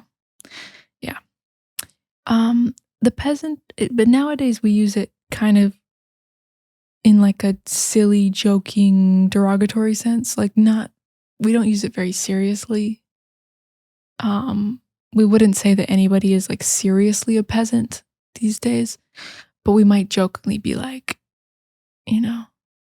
peasants. Like we might jokingly pretend to be like superior to other people and be like, they are peasants. But it's all just like joking, like playfulness, not serious. Okay. Once upon a time, a poor peasant discovered, I feel like a poor peasant is kind of a redundant term because how could a peasant not be poor? I feel like if a peasant's not poor, then they're not a peasant. Okay, anyway. A poor peasant discovered a pile of gold buried in his field. Notice how they had an obsession with gold in the past. Well, I guess because that was what their money was. Their money was gold. I mean, yeah, nowadays they give us paper and numbers on the screen and tell us that it has value, but does it really have value? Does it really have gold backing it up? I don't think so. Okay. So a poor peasant discovered a pile of gold buried in his field. Just as he started celebrating, the devil popped up from the ground, snarling, "That's my treasure." The peasant, being no fool, said, "Fine, but let's make a deal. I'll farm the land, and we'll split what grows. You can choose what's above the ground or what's below." The devil, thinking he was clever, said, "I'll take what's below." So the peasant planted turnips and carrots. At harvest time, the devil got a pile of useless roots, while the peasant kept all the leafy greens. Furious, the devil demanded a new deal. "Next time," he growled, "I'll take what's above." "Deal," said the peasant, smirking. The next season, he planted wheat. When it grew tall, the peasant harvested the golden tops, and the devil a bunch of worthless roots. No, I'm confused now because he said he wants what's above. The devil said, "I'll take what's above." But then why is the devil getting the roots then? It doesn't make any sense. I think the details of this story are messed up. Maybe these stories are actually not the true stories. Let me know if you know any of these stories and you're like, no, that's not the original story. Yeah, this is not an accurate source. I mean, these stories might not be the actual story, so take it with a grain of salt, okay? Because this one is not making sense, like even more than the others. The devil was so mad, he stomped back underground, swearing never to bargain with humans again. Okay, so outwitting the devil with brains, not brawn, which must be brute force, I'm guessing. That is the moral of the story, supposedly. All right, well, if you're ever out in your plantation, you're ever out on your farm, and you come across some gold, and then the devil pops up and says, "Hey, that's mine." Try to make a deal. Try to outsmart him with a mind trick, brain teaser. Try to be too clever for him, you know. Try to outsmart him. Devil might not be very smart. You never know. Okay. Next one is called The 12 Huntsmen. Wow, this sounds scary. Okay. The 12 Huntsmen. Huntsmen, we don't use this word, but I'm assuming it's just men who hunt. I don't know. The 12 Huntsmen.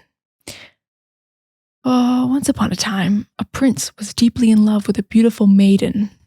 What's a maiden? Like a single young woman, I guess. I don't know. We don't really use this word either anymore. No, we definitely don't. Well, we do say maiden name to refer to a woman's last name that she has before she gets married and changes it to her husband's last name, if that's what she wants to do. So her original name from her childhood, like her last name from her family, is her maiden name. So that's the only way that we use it. So yeah, maiden is kind of like, yeah, like bachelorette, like pre-marriage woman. Yeah, well, I just realized that. Maiden name, yeah, that's what we use and that's what it means. Okay. Personally, if I ever got married, I wouldn't change my last name, I don't think. Yeah, I mean, it's so, because then you gotta like change all the documents and stuff. It sounds like such an unnecessary hassle. Anyway, okay. But his father, the king, fell ill and begged him to marry another princess. Okay, so where were we? Once upon a time, a prince was deeply in love with a beautiful maiden, but his father, the king, fell ill and begged him to marry another princess. That doesn't make any sense. Marry a princess. Because the maiden was not a princess. Okay, so he wants him to marry a princess. Okay. Out of duty, the prince agreed, and the maiden was left heartbroken. Determined not to lose him, she gathered 11 maidens who looked just like her, and together they disguised themselves as 12 huntsmen, complete with boots, cloaks, and weapons. Wow, scary. Awesome, actually. Awesome. 12 women with weapons. I love it. Okay, they went to the prince's court and offered to serve as his personal guards. He, not recognizing his true love under the disguise, accepted. Now, the prince had a magical lion that could sense the truth. What? The prince had a magical lion? Once again, okay. Those are not huntsmen, it said. They're women. Prove it, said the prince. So the lion set tests. He spilled peas on the floor. Real men would crush them underfoot, but the huntsman delicately stepped over them. The lion tried other tricks, but the prince still refused to believe it. One day, the new bride-to-be arrived at court. The maiden fainted when she saw the prince greet his fiancée. As she lay there, her disguise slipped, and the prince finally recognized her.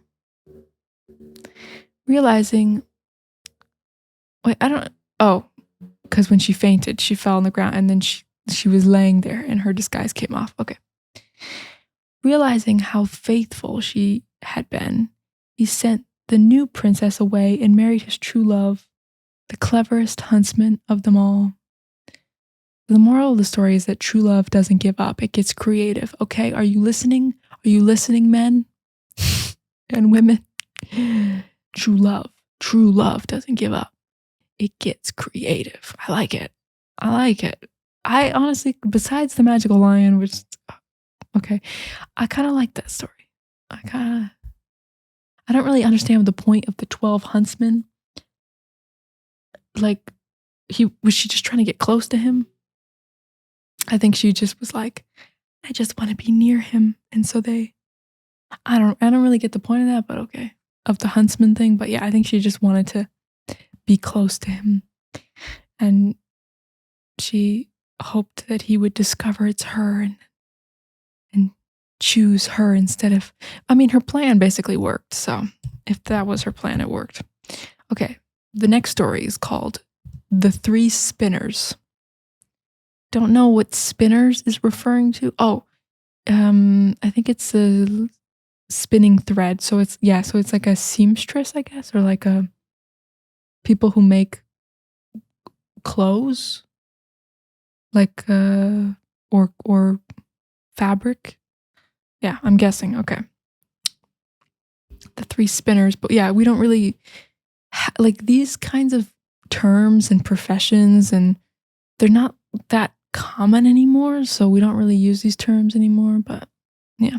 All right, once upon a time, there was a lazy girl who hated spinning thread. Her mother, furious at her laziness, beat her until she screamed. Lovely. The queen, passing by, heard the cries and asked what was wrong. Too ashamed to admit the truth, the mother lied. My daughter spins so much that I can't afford all the flax she needs. Flax? Must be, like, is it the plant? Flax? Seed? Flax? Do they use that for? I don't know. I'm assuming it's just the material that they need, the plants that they need. I don't know. The queen was delighted. Bring her to the castle. God, I'm noticing a trend in these stories of lying to royalty. I'm noticing a trend where they're just like constantly lying. Every story, they're like constantly lying to royalty, to queens and kings. And it's like, where is the moral of the story of like lying is bad? I haven't seen that yet. Okay. Bring her. So the queen was delighted. Bring her to the castle. She'll spin for me. So the poor girl was taken to a room filled with flax. The queen said, if you spin all this in 3 days, you'll marry my son. If not, you'll be punished. That seems crazy. Okay. The girl sat there hopeless until 3 strange women appeared. One had a huge foot, another an enormous lip, and the third a broad thumb. They offered to spin the flax if she would invite them to her wedding and call them her aunts. She agreed, and in 3 days the work was done. The queen was thrilled and arranged the marriage. At the beginning, the 3 women arrived. The prince, shocked by their looks, asked how they became so deformed. From spinning, they said, the foot from the treadle, the lip from licking the thread, and the thumb from twisting it. The prince turned to his bride and declared, then my wife will never spin another day in her life. The moral of the story is that sometimes laziness plus clever allies pays off. No, the moral of this story, for me, is sometimes people get lucky. This was pure luck. What do you mean 3 women arrived? 3 strange women arrived and helped her just so they could be aunts. Like, what? What? I don't understand. Okay. Ready for the final story? The 30th story. The final story is called The Straw, the Coal, and the Bean. The straw, the coal, and the bean. All right. Once upon a time, an old woman was cooking beans for dinner. 1 bean, 1 straw, and 1 coal fell out of the pot and landed on the floor. I don't know why there was coal and straw in the pot, inside of the pot. Am I missing something here? Okay. Not wanting to be boiled alive, they decided to run away together. So the 1 bean, the 1 straw, and the 1 coal ran away. Okay. As they journeyed down the road, they became, oh, you see that? Journeyed used as a verb. That's interesting. Usually we see it as a noun, journey, but you could say journeyed. Journeyed, as they journeyed down the road. They journeyed down the road. They became friends. But yeah, that's very like literary language, like fairy tale language. Like we wouldn't, we don't really talk like that in real life. They became friends. 3 totally unalike fugitives on the run. Fugitives. They reached a small stream, but none of them could cross. The straw, trying to be helpful, said, I'll lay myself across the water. You can walk over me. The coal went first, but halfway across she got scared. She was hot-tempered, after all, and stopped in the middle. The straw, feeling the heat, burst into flames, and the coal fell into the water with a hiss. The bean, safe on the bank, laughed so hard at the disaster that she burst open from giggling. Luckily, a kind tailor passed by, took pity on her, and sewed her back up with black thread. And that's why beans have a little black seam to this very day. Oh, that's cute. So the moral of the story is that a little foolishness can make for a great story and maybe some interesting anatomy. Yeah, I don't think this is the moral of the story, but I don't agree with a lot of these moral of the stories. But I think that's cute. An explanation as to why beans often have a little seam, like a little, it looks like they were stitched up, like with a needle and thread on the side. Like they have like one side is like smooth and doesn't have anything, and then one side of the bean has like a little line or wrinkle crease thing or something. Like it has like a little, you know what I mean? You know how the sides of the beans are different? Yeah. It's like a little seam. Like if you sewed them up, if they burst open and then you had to sew them up. That's cute. That's a cute story about why beans look that way. See, I like that one. That was a good one to end on. To end the not the video, but the fairy tale story session on. Yeah, I think those are all the fairy tale stories that I'm going to read for you. And I think I'm going to do a short segment after this of jokes in English. And then that will be it, I think. So I hope you enjoyed these stories, these fairy tales. And yeah, let me know in the comments if you listened to them all. Let me know which one was your favorite and which one you thought was the stupidest. And yeah, anything that you would like to say about them. All right. Well, I hope you have an excellent rest or whatever it is that you're doing right now. And I'll talk to you in a second. Yeah, like a second, not a minute. Okay. All right, I'm back. Actually, it's the same day. It's not a new day. I got tired of those fairy tale stories. I don't know about you, but I was getting bored of those. So I thought, let's switch to jokes, because then we can have a little laugh and I can explain the jokes to you, which normally we don't like when people explain jokes, right? But because you're learning English, it can be useful for me to explain the jokes in case you don't understand them so that you can learn some English. So I made a video about this before and people seem to like it. So let's try it here. Okay. So joke number 1. Why did the banana go to the doctor? Because it wasn't peeling well. Okay, so instead of saying because it wasn't feeling well, it's because it wasn't peeling well. Because the banana has a peel, you peel a banana to open it. Ha. Okay. Next one. What do you call an alligator in a vest? Do you know what a vest is?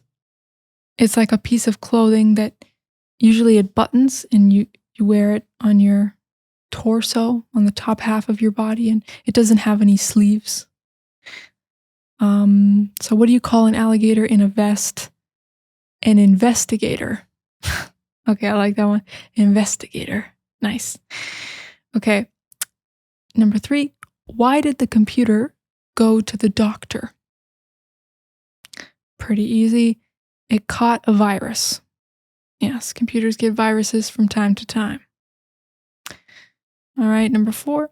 How do you organize a space party? You plan it. You plan the party. You plan it. You plan it. Planet, space, outer space, planets. You plan it. Okay. Hopefully you got that one. Okay. Number 5. Why did the bicycle fall over? Because it was too tired. It was too tired. It was sleepy. And it has 2 tires, the bicycle. Okay. Why did the cookie go to the doctor? Because it felt crummy. Okay, so sometimes people say that they feel crummy or something is crummy. It's like crappy. It's like bad. I feel crummy today. Yeah, I felt crummy. Or that's crummy. It's like, yeah, it's like bad. Personally, I don't say that. I think it's kind of cheesy. I think it's kind of corny.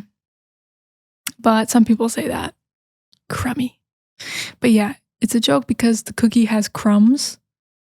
Cookies have crumbs. The little pieces of the cookie are crumbs. You know, when you eat it, there are crumbs that fall on your plate or on the floor. But also the cookie felt crummy, felt bad, so he went to the doctor. Okay. Why did the mushroom go to the party alone? Because he's a fun guy. He's a fun guy. He's a guy that's fun, but he's also a fun guy. It's a mushroom. He's a fun guy. Okay. What did one ocean say to the other? Nothing. They just waved. So the ocean has waves, and they also waved to each other. They waved. They said hi. They waved their hand. Okay. Why can't your nose be 12 inches long?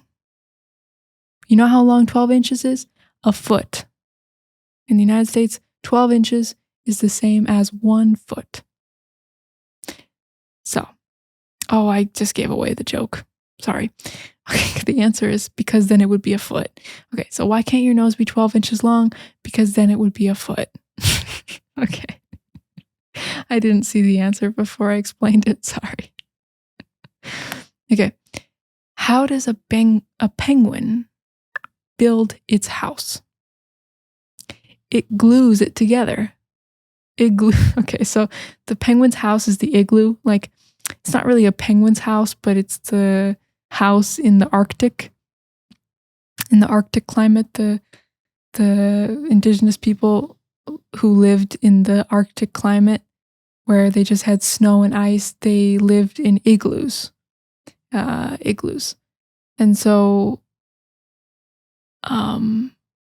they're saying the penguin lives in an igloo, but they're saying the penguin, how does the penguin build its house?